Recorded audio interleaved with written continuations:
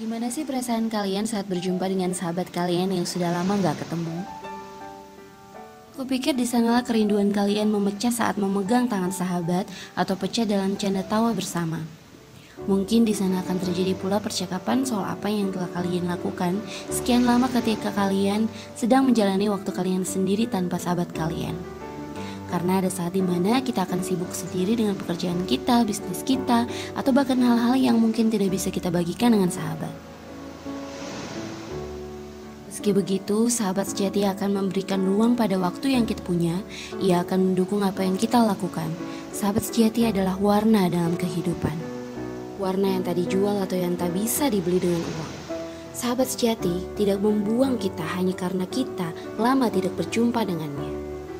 Sahabat sejati akan terus memberikan energi positifnya dan mendukung serta memberikan motivasi demi kemajuan diri sahabatnya.